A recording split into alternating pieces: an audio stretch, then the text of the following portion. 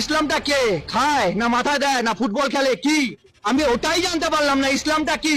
ইসলামকে জিজ্ঞাসা করছি, ইসলামটা কি তোমরাই বলো। এসেছিল পৃথিবীতে কিভাবে? তারপরে রূপ সাজ গোজ দিয়ে একটা ধর্ম যেটা মানুষের দ্বারা সৃষ্টি আবার মানুষকেই শেষ করছে, যার পূর্বপুরুষ হিন্দু। আমরা ইসলাম মুক্ত ভারতবর্ষ করতে চাই। আমাদের আজকে ইসলাম মুক্ত ভারত আমাদের দরকার।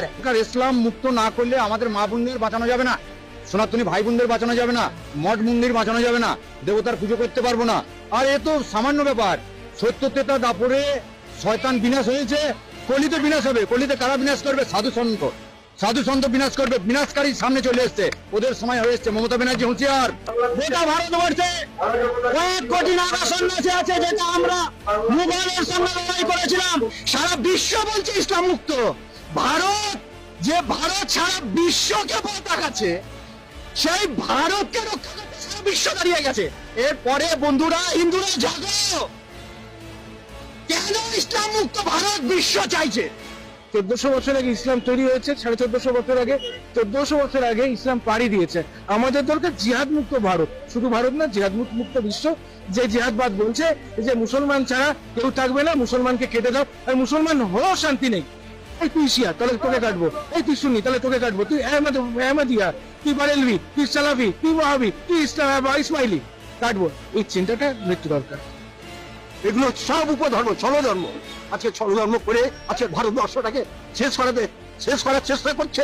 ইসলাম ধর্ম ত্যাগ করে মুক্ত করে আমাদের সনাতন ধর্মাবলম্বী হওয়া উচিত, যাতে এই যে হিন্দু জাতি বা সনাতন ধর্মের উপরে যাতে অত্যাচার অনাচার যাতে না হয় সেই প্রতিকার করা উচিত। একজন সাধু বলছিলেন ইসলাম মুক্ত হওয়া প্রয়োজন। ইসলাম মুক্ত কেন? ইসলাম হচ্ছে মানবিকতার শত্রু। টেররিজমটাকে বাঁচিয়ে রাখার ইকুয়াল টু করলে মনে হয় ইসলাম। মনে হয় কি এখন ছবি পরিষ্কার করে দিয়েছে ইসলামই, যে যেখানে টেররিজম, যেখানে মার্ডার, যেখানে যা কিছু XYZ সংবিধানের বিরুদ্ধে, সেটাই ইসলাম। ভারতবর্ষ কোনোদিন ইসলাম ছিল না, ইসলামের শাসনও ছিল না, কেউ ছিল না। কারণ আমরা যদি দেখি ভারতবর্ষের ইতিহাস, সেখানে ছিল শুধু সনাতন ধর্ম। আমরা হিন্দুরা বুঝিনি, যার জন্য আজকে এপারে 35% হয়ে গেছে 6% থেকে।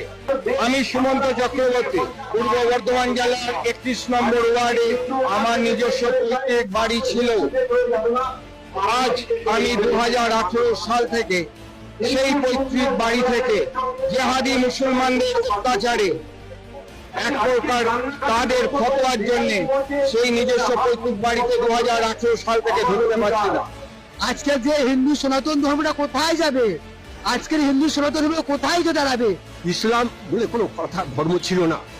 আমাদের হিন্দু সনাতন ধর্মের শ্রীমদ্ ভাগবত, শ্রীমদ্ ভাগবত গীতা এই কথাই বলেছে, জগতের ধর্ম নামে যাহা কিছু চলে, ভাগবত বলে তাহা পরিপূর্ণ চলে। জগতে শুধু তো ছল ধর্ম, মোহ ধর্ম, দেহ ধর্ম করছে। প্রকৃত ধর্ম হলো সনাতন ধর্ম। যেটা বর্জনীয় সেটা বর্জন করো, যেটা নেওয়ার জিনিস সেটা নাও। এবার যদি তুমি এমন বিহেভিয়ার করো, বাকি সম্প্রদায়রা তোমাকে করোনা ভাইরাস ভাবা শুরু করে দেয়, ভাই তাহলে তো অ্যান্টিডট লাগবে তোমার বিরুদ্ধে। বাংলাদেশের সংখ্যা লঘু আমরা, সেই জন্য ওরা যার খেয়েছে যার পড়েছে তাকেই আজকে কারাগারে ভরে দিয়েছে। কিন্তু ভারতবর্ষ অত সোজা না। ভারতবর্ষ দিদিমণির ভারতবর্ষ না, ভারতবর্ষ সাধু সম্প্রদায়ের ভারতবর্ষ, ভারতবর্ষ ক্ষুদিরামের ভারতবর্ষ, ভারতবর্ষ আমাদের নেতাজির ভারতবর্ষ। সুতরাং দিদিমণি যতই নাচুক ঢাকের তালে তালে পশ্চিমবাংলাকে মুসলমান করতে পারবেন না। আজকে যখন সনাতন মা মাটিদের মানুষের অত্যাচার হচ্ছে, তাদের শাড়ি খুলে তাদের নির্যাতন করতেছে। আজকে সন্দেশখালী কি হয়েছিল? আজকে সন্দেশখালী মা মাটির মানুষদের আজকে তাদেরকে নিয়ে ক্লাব ঘরের ভেতরে নির্যাতন করে তাদেরকে কেটে ফেলে ছুঁয়ে আসতেছে। এটাই হচ্ছে ইসলামের সাধন। আর ওয়েস্ট বেঙ্গলে আমি জোর গলায় বলছি, এই মুখ্যমন্ত্রী মমতা ব্যানার্জি তিনি হচ্ছেন এর পূর্ণ মদত দিচ্ছেন। ইউরোপ, আরব সব জায়গার মুসলমানরা আজকে মমতাকে ইন্ধন দিচ্ছে। এগুলো হচ্ছে রাজনীতি। রাজনীতিটা হচ্ছে নোংরা নীতি। ইসলাম মুক্ত ভারত তো দরকারই, তা সেই সময় এসে গেছে। আমাদের সনাতনী জেগেছে, হিন্দু জেগেছে, আর কত মার খাবে? মা বোনদের উপরে কত অত্যাচার হবে? বাংলাদেশে যেরকম জঙ্গি রাজ চলছে, পশ্চিমবাংলা তো সেরকম শুরু করেছে মমতা ব্যানার্জি আর ফিরাদ হাকিম। ওদেরও ক্ষমা নেই। এরা গদ্দার, এরা গদ্দার, এরা গদ্দার। আজ আমার গোটা শরীরে 18 থেকে 19টা প্রশাসনকে বলতে চাই, আমাদের নবী আপনার নবী, আমাদের আল্লাহ আপনার আল্লাহ। আমরা জনগণকে বলতে চাই আমাদের আল্লাহ আপনার আল্লাহ, আমাদের নবী আপনার নবী।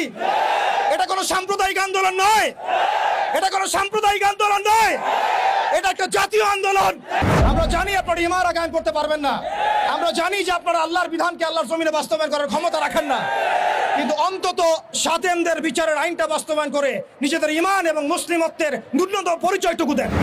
আমরা তাগুতি সিস্টেমের কাছে আবদার করতে আসি নাই, বরং আমরা অধিকার পেশ করতে এসেছি। এটা আমাদের কোনো দাবি না, বরং মৌলিক অধিকার।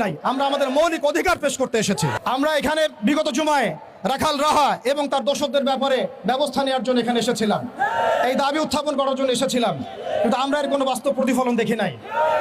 আজকে আমরা আরো বড় পরিসরে দাবি দাওয়া পেশ করব, বরং এটা আমাদের অধিকার।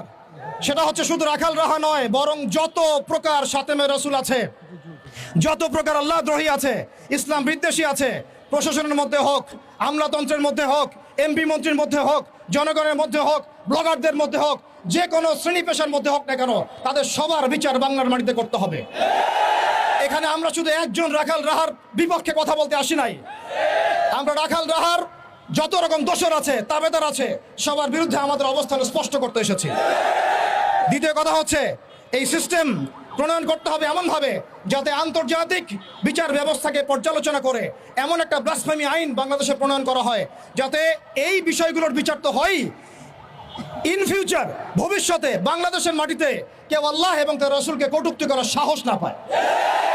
এমন একটা আইন আমরা প্রণয়ন করতে চাই আপনাদের মাধ্যমে, এবং এমন একটা আইন প্রণয়নের দাবি করতে চাই আপনাদের কাছে, যেই আইনের মধ্য দিয়ে আগামীর বাংলাদেশে কোনো প্রজন্ম গড়ে উঠবে না যারা আল্লাহ এবং তার রসুলকে গালিগালাজ করে।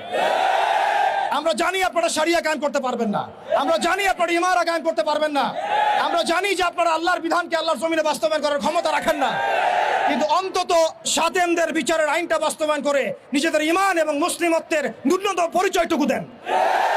নিজেদের ঈমান এবং মুসলিমত্বের ন্যূনতম পরিচয়টুকু আপনারা প্রদান করেন। আমরা শেষ কথা বলছি এটাই, যে আমাদের সরকার এদের বিরুদ্ধে আমাদের অবস্থান নয়, আমাদের প্রশাসন তাদের বিরুদ্ধে আমাদের অবস্থান নয়, আমাদের জনগণ তাদের বিরুদ্ধে আমাদের অবস্থান নয়। আমরা আজকে চাইলে এখানে কোটি মানুষের সমাবেশ করতে পারতাম।